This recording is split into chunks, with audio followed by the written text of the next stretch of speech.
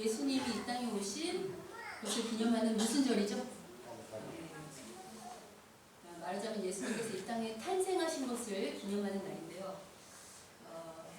그러니까 이제 우리 인간적으로 얘기하면 예수님의 생신을 기념하는 날이라고 할 수 있어.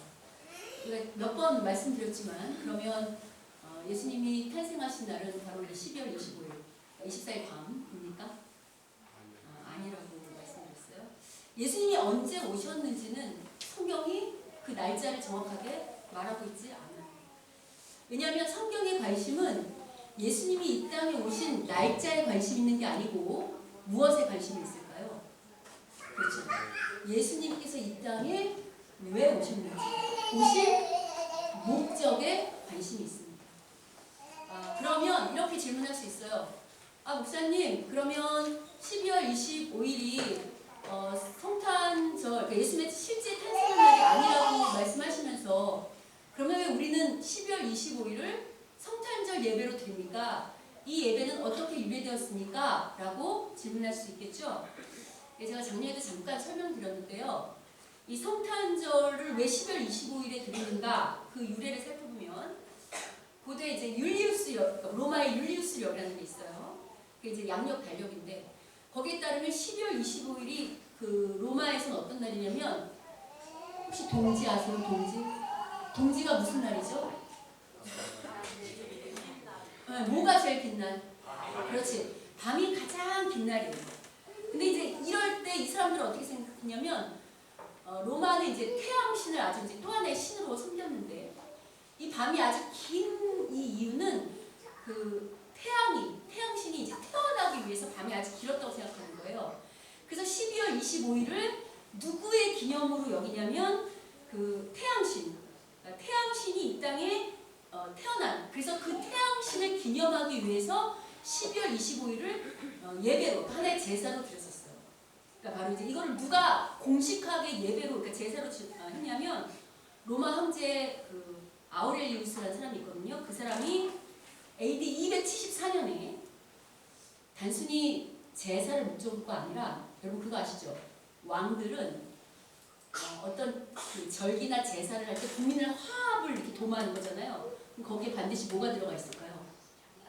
정치적 목적이 들어있어요. 그러니까 자기의 왕권을 강화하고 백성을 하나로 모으는데 제사를 사용하는 거예요. 그래서 그 274년에 12월 25일을 어떤 날로 정했냐면 무적의 태양신 탄생 기념일, 탄생 7일 이렇게 해서 12월 25일 매년 이렇게 태양신을 기념하는 예배로 이렇게 지냈어요. 그런데 이제 우리가 이것을 바꾼 건 언제냐면 그 후로 100년 후에 한 336년 정도에 그 로마서에 있는 주교 사막로인데 보면 로마교회가 100년 뒤에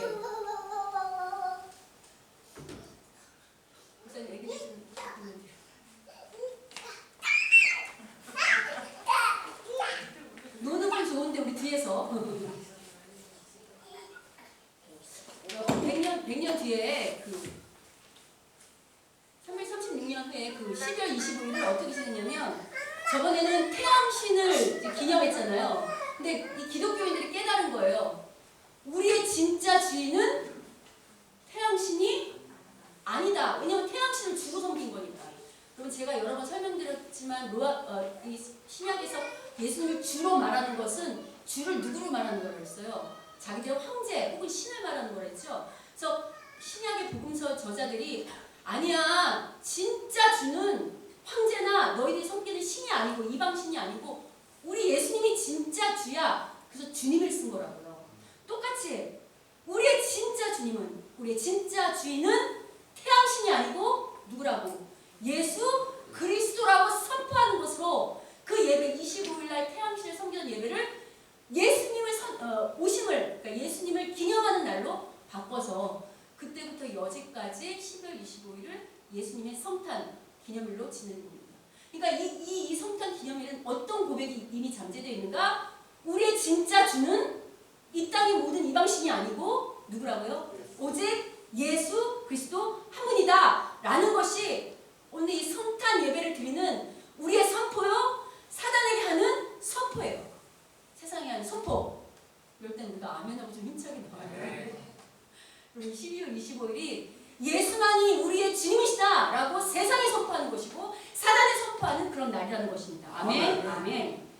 자, 그래서 제가 아까 말씀드린 것처럼 이 성탄절을 기념할 때는 예수님의 탄생을 기념한다기보다는 우리가 어떤 것을 더 기념해야 되냐면 이 예배를 드릴 때 예수님이 우리의 왜 주가 되십니까? 왜 이 땅에 오셨는가에 대한 그 목적을 묵상하는 예배가 되어야 합니다. 여러분 예수님께서 이 땅에 왜 오셨을까요? 괜찮아요. 여러분 말씀해보세요. 아니면 이 땅에 왜 오셨을까요? 죄를 사하려고? 이게 쉬운 말인데 예수님 이 땅에 그런 얘기 많이 하죠. 이 땅에 더 쉽게 말하면 십자가에 왜 죽으셨습니까? 할 때 우리를 뭐 하시려고? 그렇지, 구원하시려고 이 땅에 오셨어요. 여러분 근데 구원이 아까 어떤 분이 죄를 사한다고 했는데 구원이 단순히 죄를 사하는 것만이라고 이야기했나요? 저는 어릴 때 예수님이 이 땅에 오신 목적이 구원 그러면 단순히 죄를 사하는 것만인 줄 알았어요. 근데 우리가 지금 출애굽기를 배우고 있죠. 출애굽기를 배우면서 우리 계속 말씀드렸잖아요. 출애굽기가 구원의 이야기인데 하나님께서 우리를 구원하시는 목적이 단순히 애굽에 있는 그 죄에서 해방, 죄의 통치에서 해방이라고 했나요? 아니요. 그 안에 여러 가지 깊은 의미가 함유되어 있다고 그랬어요. 그걸 한마디로 말하면 구원은 단순히 죄사함의 목적이 아니고 우리를 누구의 백성 만들려고? 하나님의 참된 자녀요. 참된 백성 만드는 그 모든 이야기가 구원이라고 했어요. 물론 여러분은 하나님의 자녀가 되고 백성이 된다. 이 말에도 여러 이야기를 할 수 있는데 그 이야기를 오늘 다 할 수는 없고 여러분이 출애굽기를 좀 떠올리시고 오늘은 우리가 읽은 이 본문을 통해서 예수님이 이 땅에 오신 목적, 즉 우리를 구원하신 목적이 무엇인지에 대하여 함께 나눠보려고 합니다. 여러분 제가 앞서서 일단 예수님께서 이 땅에 오신 목적의 그 기본 1차적 목적은 죄를 사하여 주시기라고 했어요. 그럼 여러분 예수님은 왜 우리의 죄를 사하러 오셨나요? 그렇지, 영생을 얻기. 그게 답이 있는데 이제 그걸 또 다른 말로 하면 여러분 왜 죄를 꼭 사해야 되는지가 구약 성경을 통해서 우리가 여러 번 이야기했는데 잘 떠오르시면 여러분 하나님께서 구원해낸 출애굽한 이스라엘 백성에게 제일 먼저 명령하신 게 뭐였냐면 율법을 주시면서 동시에 뭐를 만들려고 하셨죠? 출애굽기 나왔을 때 율법만 주신 게 아니고 뭘 좀 만들려고 했잖아요. 뭘 좀. 성막. 성막이 나중에 성전 된 거죠. 성전에서 뭐 하는 곳이 성전이에요? 성막에서 뭐 드려요? 그럼 제가 이제 여러 번 말씀드렸는데 성막을 만들려고 한 목적이 단순히 제사 지내기 위해서라고 했나요? 아니에요. 성막을 만들 목적은 뭐냐면 성막의 뜻이 뭐라고 했어요? 하나님이 그걸 이제 쉽게 말하면 하나님이 우리와 어떻게 하고 싶은 거야? 함께 하고 싶으신 거야. 함께. 근데 구약에서 죄인이 하나님 앞에 나가면 어떻게 됩니까? 잘못하면 죽을 수도 있어요. 왜? 하나님은 너무 거룩하셔서 그 앞에 그 죄가 함께 공존할 수 있어요? 없어요? 못해요. 그러니까 하나님께서 우리 인간들하고 함께 하고 싶은데 우리한테 뭐가 있죠? 죄가 있어요. 그러니까 함께 하고 싶은데 죄가 있으니까 뭐를 사야 돼요? 그래서 제사를 명령하셨다 했잖아요. 그래서 성막이 존재하는 목적은 제사가 목적이 아니고 가장 기본적으로 만드시라는 목적은 뭐냐면 우리가 어떻게 한다고? 함께하기 위해서. 그래서 제사가 필요하다고 했어요. 자, 근데 이제 문제는 구약에서 우리가 제사를 드려도 우리의 죄가 완전히 없어지나요? 없어지지 않나요? 없어지지 않아요. 이게 문제예요. 또 하나는 여러분 사람이 이 땅에 살아갈 때 가장 큰 복이 뭘까요? 여러분 어떤 복을 받고 싶으세요? 한번 물어보세요. 옆 사람한테 잠깐 어떤 복 받고 싶을지 한번 물어보세요. 어떤 복 받고 싶으세요? 한번 물어보세요. 어떤 복 받고 싶으세요? 한번 물어보세요. 어떤 복을 받고 싶으세요? 하나님의 자녀.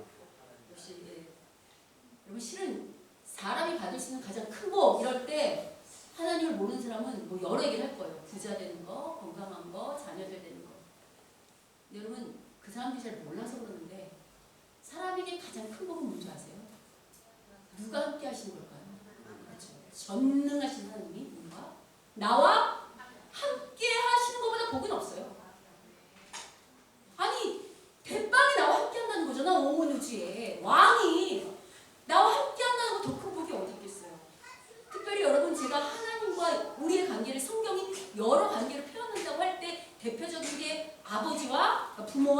자녀 혹은 부부관계죠.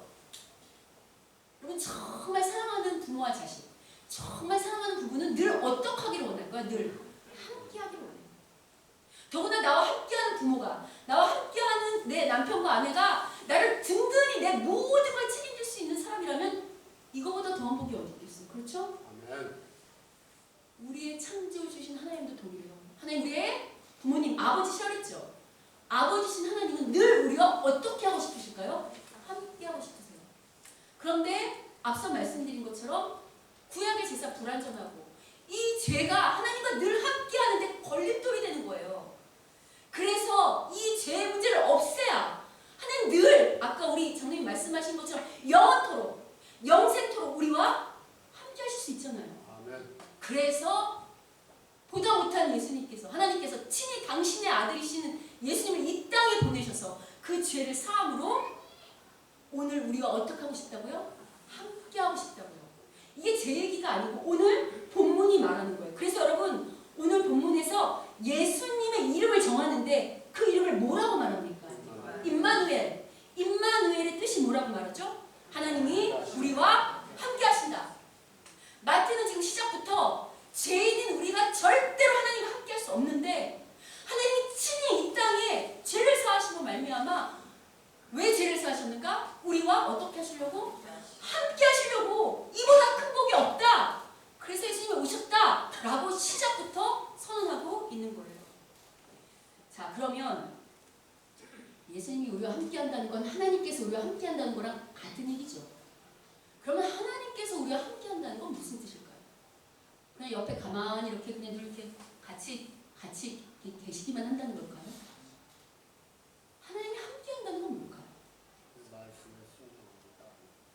여러분 하나님은 우리를 그냥 보고 그냥 옆에 이렇게 가만히 계시는 분이 아니고 여러분 부모와 자식이랑 함께 한다 그럴 때 자식을 그냥 이렇게 바라보는 겁니까? 아니면 자식을 잘 키워서 그가 그 인생을 자기의 그 인생을 잘 살 수 있도록 끊임없이 간섭하고 교육하고 여러 가지 서포트를 합니까?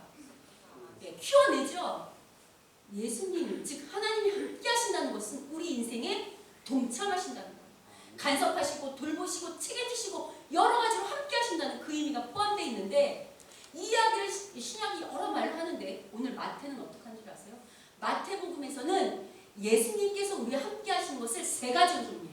어떻게 세 가지로 정리하는가? 이렇게 정리해요. 마태복음 4장 23절 읽겠습니다. 마태복음 4장 23절 읽겠습니다. 시작. 예수께서 온 갈릴리에 두루 다니사 그들의 회당에서 가르치시며 천국 복음을 전파하시며 백성 중에 모든 병과 모든 악한 것을 고치시니. 마태는요 예수님이 이제 광야에서 사단 물리치고 세례 받은 다음부터 본격적인 사역을 시작하시잖아요. 그 사역의 시작을 딱 알리는 서원에서 어떻게 말하냐면 예수님께서 갈릴리 어떻게 하신다고요? 두루 다니시면서 뭐 하신다고요?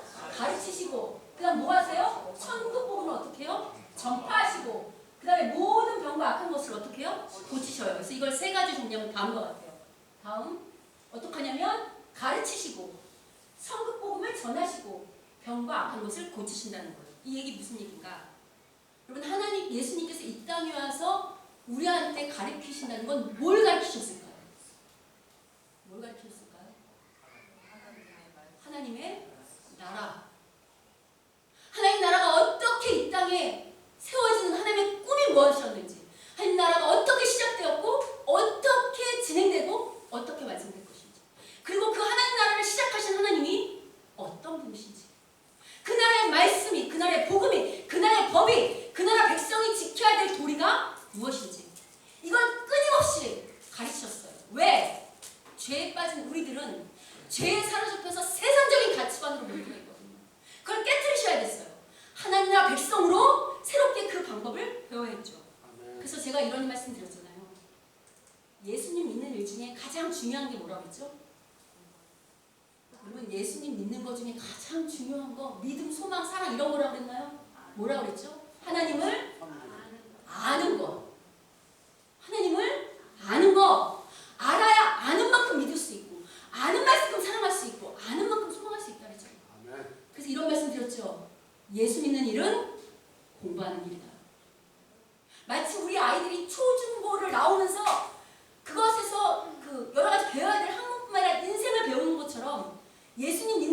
단계적인 체계적인 학습이 필요하다고 했죠? 기억하세요? 그래서 성경 공부도 하셔야 되고 제자훈련도 하셔야 되고 말씀에 대한 학습이 훈련이 필요하다고 했어요. 그리고 이런 공부가 세상과 다른 것은 우리는 단순히 지식적인 것을 아는 것이 아니라 하나님의 말씀을 잘 알았다고 한다면 그걸 누가 실제로 우리를 경험케 하시죠? 우리 삶 속에서 하나님이 실제로 당신이 어떤 분인지 어떻게 당신 백성을 만들어 가시고 나라를 세워 가시는지 경험토록 그렇게 하는 그 모두 포함한 것을 아는 거라고 했잖아요. 그런 걸 가르치시는 거 예수님이 여러분을 이렇게 가르쳐서 여기까지 오신 거 인정하십니까? 두 번째는 천국 복음을 전했다. 그럼 이건 오늘말로 말하면 한 단어로 뭐라고 할 수 있을까요? 그렇지, 전도예요. 자, 여러분 전도에는 두 가지가 있다고 했어요. 우리가 다니면서 예수 믿으세요, 예수 믿으세요 하면서 다니면서 하는 전도가 있죠? 또 하나 어떤 전도가 있다고 했습니까? 내가 내 삶에서 예수님 믿는 사람이 어떻게 세상 사람과 다른지를 딱 든든한 근력으로 보여냄으로 말미암아 믿지 아니하는 사람들이 우리의 빛을 보고 당신이 믿는 예수님 어떤 분입니까? 당신이 믿는 예수님 저에게도 소개시켜 주십시오. 사람이 어떻게 해야 돼요? 듣는 거. 나한테 이렇게 붙는 거. 이게 두 가지 전도라고 했어요. 자, 그럼 여러분 우린 이 두 가지 전도 중에 어떤 전도에 더 힘을 써야 될까요?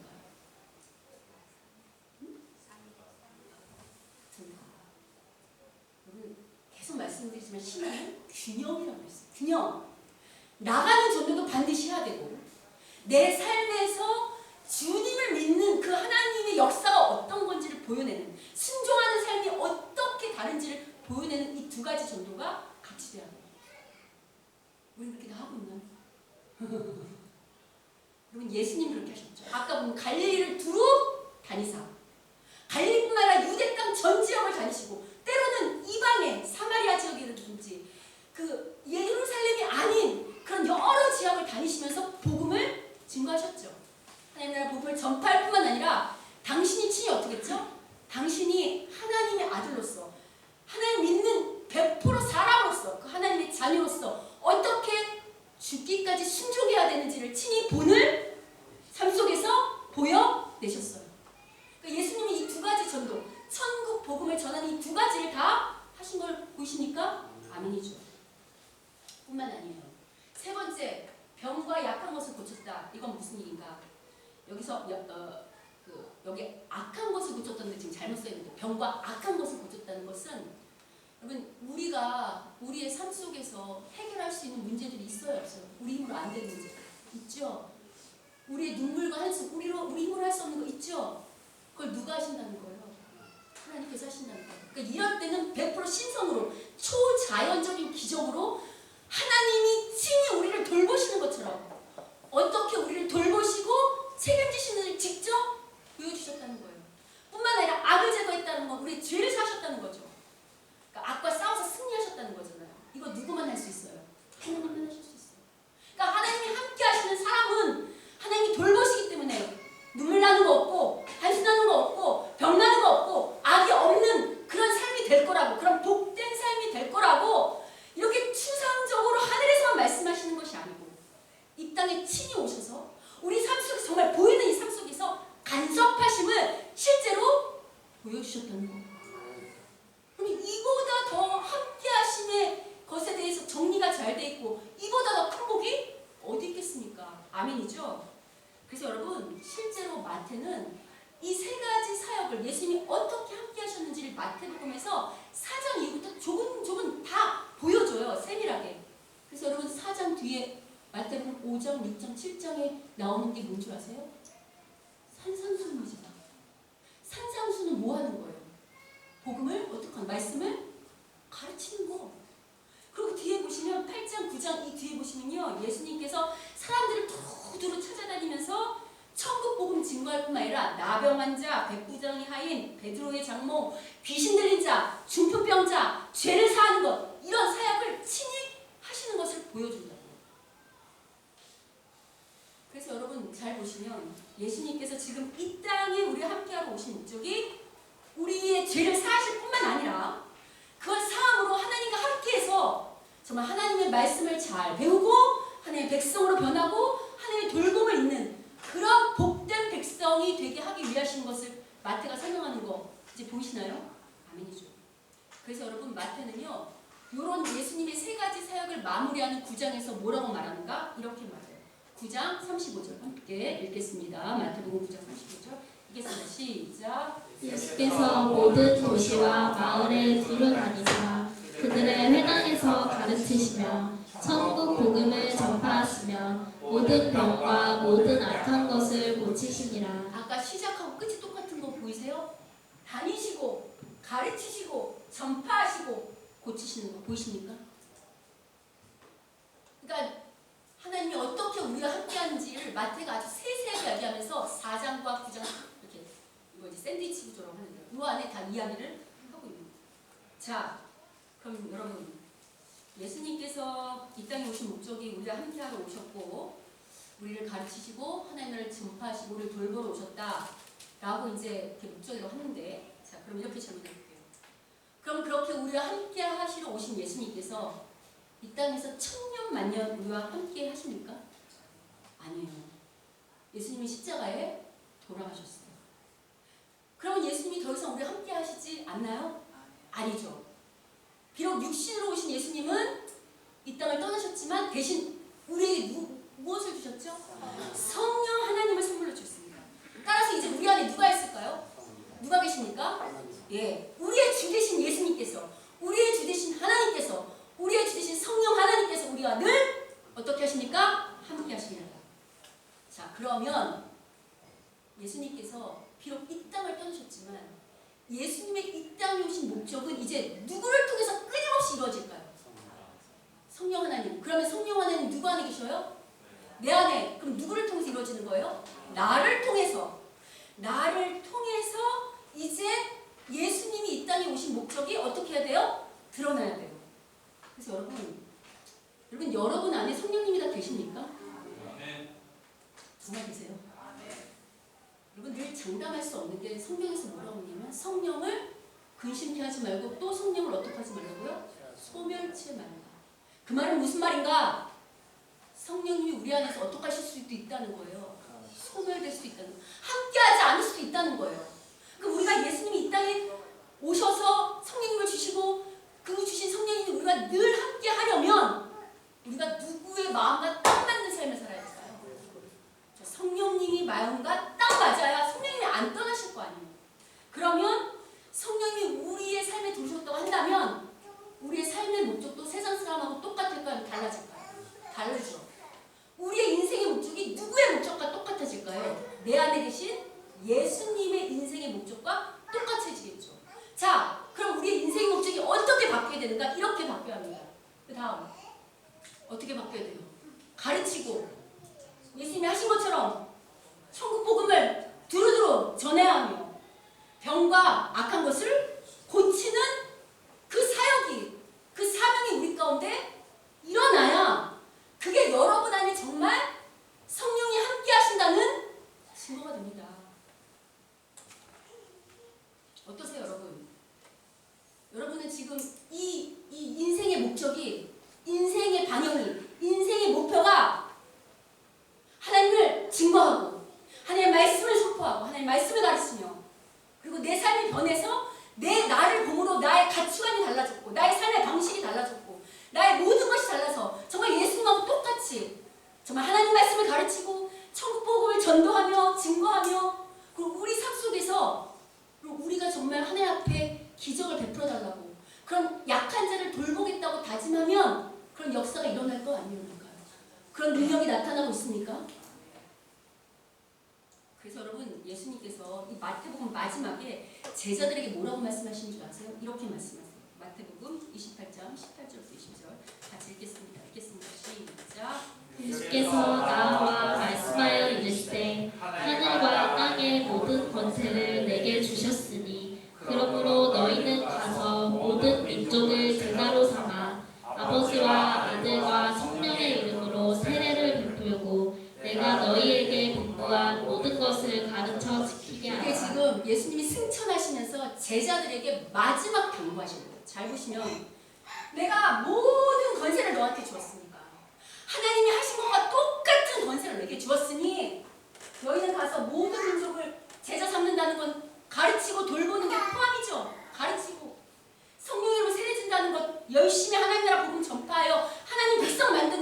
전도 일을 하라는 거죠. 그리고 분반 모든 것을 어떻게 하라고요? 가르쳐서 예수님의 사명과 예수님이 오신 목적과 우리에게 맡기시는 그 사명과 우리의 인생의 목적이 똑같다고 지금 말씀하는 거 보이십니까? 아니죠. 어떻습니까, 여러분? 여러분이 인생을 사는 목적은 무엇입니까?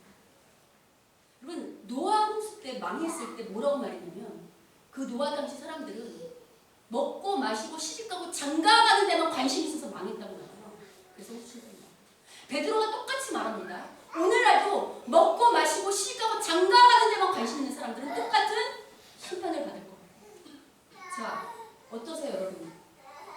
우리는 이 땅에 살고 있으면서 그리스도라고 하는데 세상 사람처럼 먹고 마시고 시집가고 장가가서 애 잘 낳고 좋은 직장 얻어서 돈 좀 잘 벌고 성가신 일 없이 마음 편하게 누구나 힘들게 하는 사람 없이 좀 취미생활 하면서 여유롭게 그냥 마음 편하게 아무 걱정 없이 사는데 목적이 있으십니까? 아니면 오늘 말씀한 것처럼 내 인생의 관심이 내 인생의 목적이 하나님 나라에 있으십니까? 여러분, 제가 지난주 우리 출애굽기 이야기하면서 우리 준비된 리더 무엇을 준비하셨습니까? 라는 설교 제목으로 이런 얘기했죠. 정말 하나님 백성, 진짜 하나님의 참된 제자, 정말 예수님의 참된 그리스도인들은 준비시키신다. 하나님 준비된 리더가 된다. 어떤 준비시키신다 그랬죠? 믿음의 준비, 순종의 준비시키신다 그랬습니다. 이 말은 우리가 사는 방식이, 사는 목적이 세상 사람과 똑같다는 겁니까? 아니면 다르다는 겁니까? 여러분, 이 말은 우리가 사는 방식이, 사는 목적이 세상 사람과 똑같다는 겁니까? 다르다는 거죠. 다르다는 겁니다. 여러분, 물론 믿는 자들도 세상 사람처럼 장가가고 시집가고 애 낳고 돈 벌고 집 사고 취미생활 하는데 그리고 마음 편하게 사는데 관심이 있을까요? 없을까요?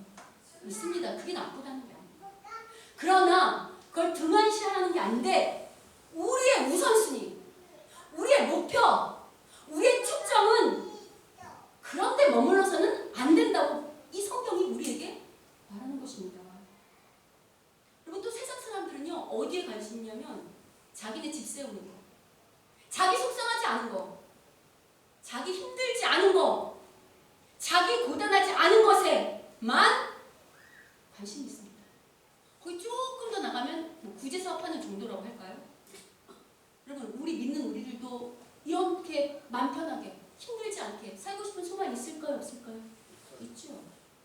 이왕이면 돈 때문에 힘들지 않았으면 좋겠고, 이왕이면 내 가족이나 친구들이 나를 힘들게 하지 않았으면 좋겠고, 이왕이면 상처 안 받고 살고 싶고, 이왕이면 그밖에 힘들게 하는 모든 문제들이 없기를 소망합니다. 근데 여러분, 세상과 무엇이 다른가? 세상 사람들은 거기에만 관심이 있어요. 내 문제에만 관심이 있어요. 모든 문제의 중심이 나한테 있다고요. 그런데 예수님의 제자라고 하는 사람들, 그리고 오늘날 그리스도인이라고 칭함받은 사람들의 관심은 나에게 있어야 될까요? 아니면 하나님 나라에 있어야 될까요? 하나님께 있어야 합니다. 지금 내 안에 계신 예수님께서, 내 안에 계신 성령님께서 지금 나한테 원하는 게 뭔지, 나한테 뭘 말씀하시는지, 나한테 바라시는 게 뭔지, 나한테 뭘 시키시는지 그것에 먼저 관심이 있어야 한다는 거예요. 때로는 그 말씀이 내 생각하고 내 마음하고 안 맞는다 할지라도 그럴 때 난 누구 앞에 꿇어야 합니까? 내 안에 계신 성령님 앞에 나를 어떻게 하죠? 꿇는 거. 그게 하나님의 백성이 되어가는 과정이에요. 그럼 여러분이 이렇게 질문할 수 있어요. 목사님, 그럼 제 문제는 어떻게 해요? 내 문제는 누가 해결해줘요? 나 힘들고, 나 어렵고, 나 맘 상하고, 나 가난하고, 눈물 나고 한숨나는 거, 이건 누가 책임져 줄 건데요? 라고 질문할 수 있겠죠. 이것도 제가 지난주에 해답을 말씀드렸어요. 우리가 할 수 있는 문제는 우리가 최선을 다해서 하나님과 동행하면서 하면 돼요. 근데 내가 할 수 없는 문제는 어떻게 하면 되죠? 누구에게 맡겨요? 그건 하나님께 맡기는 거예요.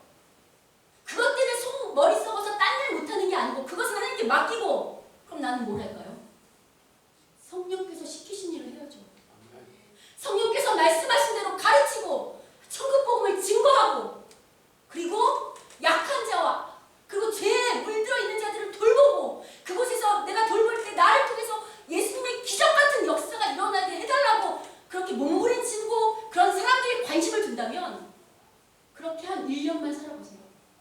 1년만 사시고 그 해가 지난 다음에 다시만 1년을 돌아보시면 여러분이 반드시 어떤 고백하시는 줄 아십니까? 이런 고백하세요. 목사님, 정말로 제가 내 문제에 관심 있는 사람이 아니고 하나님 나라에 관심 있었더니 내 문제는 하나님이 벌써 이렇게 해결해 주셨어요 라고 하든지, 아니면 그 문제를 뛰어넘는, 그런 문제는 더 이상 나한테 문제조차도 되지 않는 그런 믿음의 근력이 생겨서 문제를 훨씬 뛰어넘는 멋진 근력의, 믿음의 근력의 사람이 돼 있으면 고백하실 겁니다. 아멘. 그러면 이게 진짜 복입니다. 아멘. 이게 인생을 사는 맛입니다. 아멘. 여러분께서 내 문제에 집중하고 사시면요, 평생 그 문제에서 절대 헤어나올 수 없어요. 그게 광야 1세대가 보여준 거잖아요. 먹다 죽다. 특별히 여러분, 지금 주님께서 우리에게 말씀하시면 그걸 우리가 행하면 누가 제일 기뻐하실까요? 하나님이 제일 기뻐하시겠죠. 이걸 누가 제일 싫어할까요?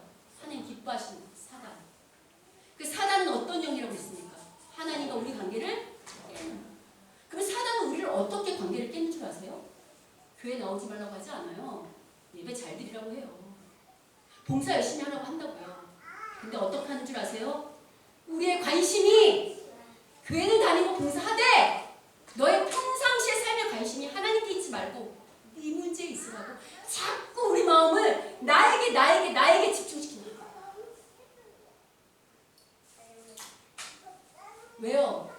그래야 우리가 맡긴 사명을 감당하지 못하죠. 그래야 우리와 하나님의 관계가 깨지죠. 근데 여러분, 우리가 사명을 감당하는 거, 사단이 막 우리를 공격하는 이런 거 우리 힘으로 싸워 이길 수 있을까요? 싸워 이길 수 없어요. 그래서 예수님께서 뭐라고 말씀하신 줄 아십니까? 아까 마태복음 마지막에 우리한테 그 명령하시죠. 나와 똑같이 이런 사명을 감당해줘 라고 말씀하시면서 그 말씀 맨 마지막에, 마태복음 맨 마지막에 이렇게 말씀하십니다. 마태복음 28장 20절 같이 한번 읽겠습니다. 시작. 볼지어다 내가 세상 끝날까지 너희와 항상 함께 있으리라 하시리라. 이게 마태복음의 맨 마지막 말씀이에요.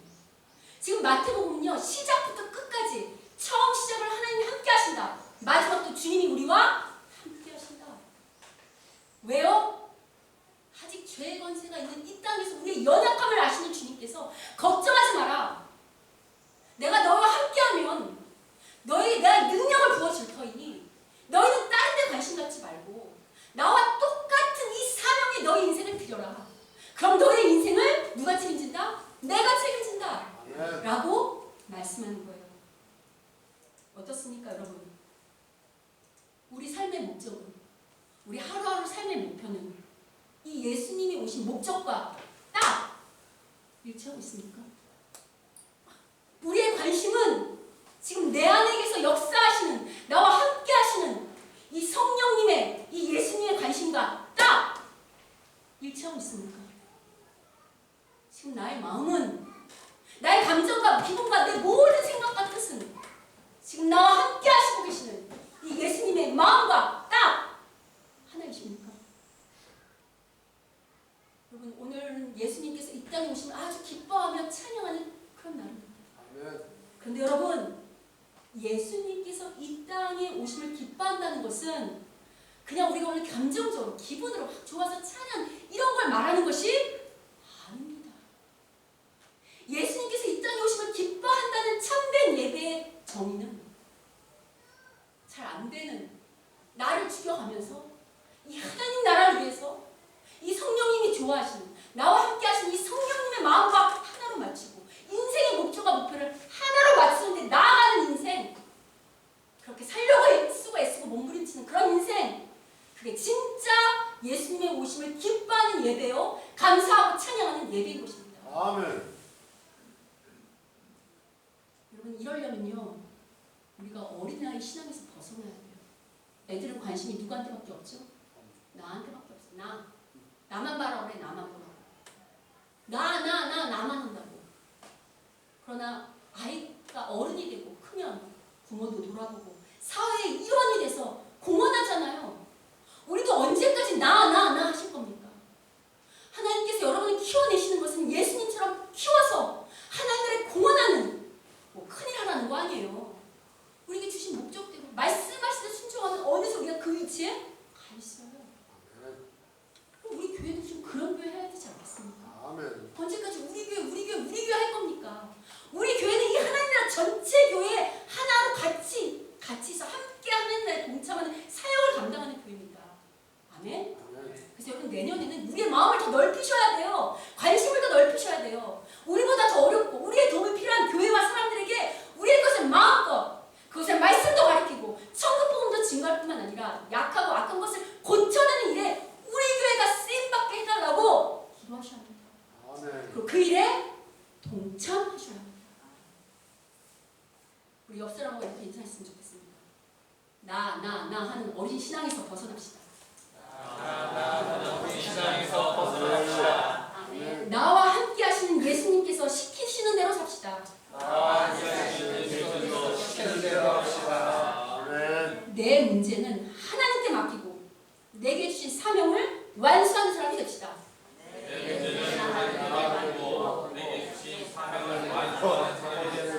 아멘입니까? 아멘이죠. 여러분 결단하십시오. 그런 자의 인생이 어떻게 다른지 보여내십시오. 바라기는 제 정말 소원이 이 말이 무엇인지를 아는 영적인 눈과 귀가 열리는 자들이 되는 주님을 축원합니다. 아멘. 바라기는 예수님께서 이 땅에 오신 목적과 일치하는 인생이 되어 정말 주님이 예비하신 그 모든 복을 누리는 우리 교회요, 우리 모든 성도님들이 되시기를 주님의 이름으로 축원합니다. 아멘.